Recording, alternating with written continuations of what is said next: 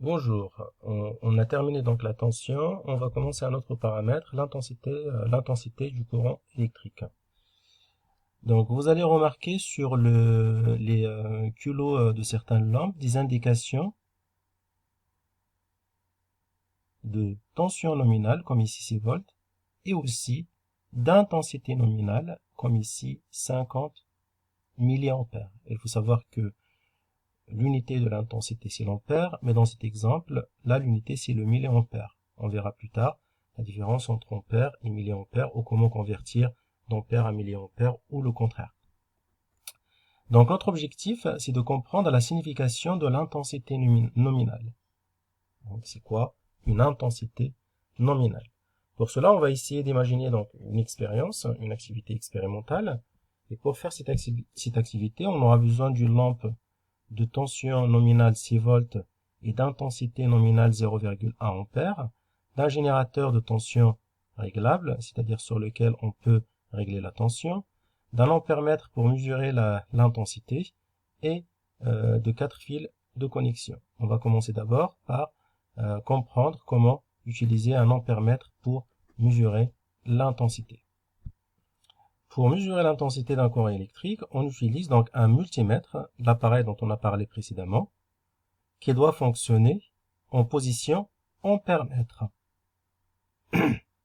Jusque-là, on a utilisé le multimètre en position voltmètre pour mesurer la tension. Donc là, pour mesurer l'intensité, on doit utiliser donc la fonction ampère-mètre de ce multimètre. Donc l'ampèremètre dans ce cas donc se branche en série. On a vu avant que pour mesurer donc la tension, on utilise donc le voltmètre mais branché en dérivation. Donc là, on est obligé de le brancher en série et commencer toujours par le calibre le plus grand. Donc les étapes à respecter. Vous avez un exemple sur la photo. Donc là, on a un générateur, un multimètre avec le sélecteur en position ampère-mètre et une lampe. Donc on place le sélecteur du multimètre dans la zone A, comme indiqué auparavant. Donc la zone A, c'est cette zone-là, pour que le multimètre fonctionne en ampère-mètre ou comme un ampère-mètre. Et on choisit toujours le calibre le plus grand. On branche deux fils de connexion sur les bornes 10A, cette borne, et la borne COM. Donc un fil branché sur ici et un autre fil branché ici. Après, donc le fil branché sur la borne 10A est branché à la borne plus du générateur. Sinon, c'est la borne 10A qui doit être branchée à l'entrée du courant. Et puis donc la borne COM, c'est la sortie du courant. C'est-à-dire donc le courant circule comme ça. Il entre par la borne 10A et il sort par la borne COM.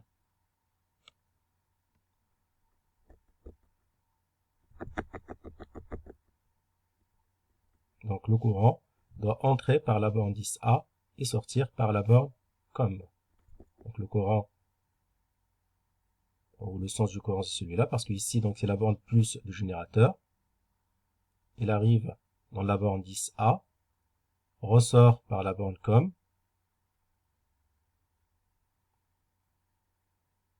et la borne moins du générateur.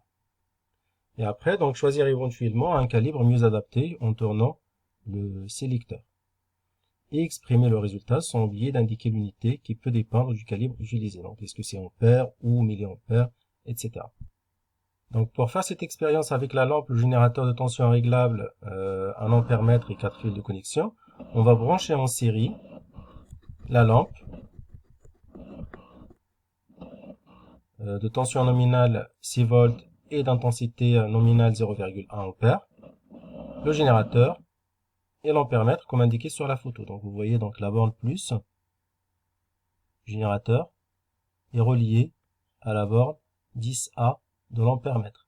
Donc Le courant arrive comme ça, entre par la bande A, ressort par la borne comme de l'ampèremètre. Voilà, donc les trois sont branchés en série. Donc, observez l'éclat de la lampe dans ce cas-là.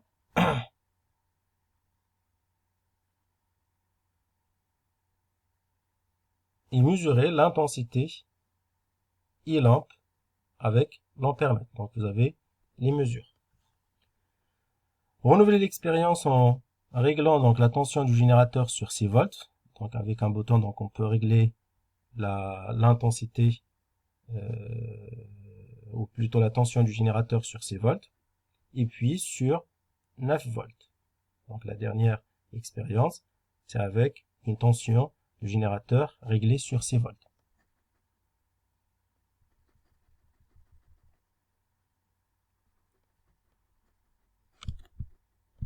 Donc pour vous aider, donc parce qu'on voit pas sur les photos très bien, donc ici l'éclat de la lampe est très faible. Là l'éclat de la lampe est normal et là l'éclat de la lampe est très très fort. La première question, donc vous allez faire un schéma de ce circuit électrique et le symbole de l'ampèremètre, vous l'avez ici. Après, donc vous allez compléter le tableau suivant et répondre aux autres questions. Donc la question 3, 4, 5 et éventuellement une petite conclusion. Voilà, bon courage à tous et à toutes.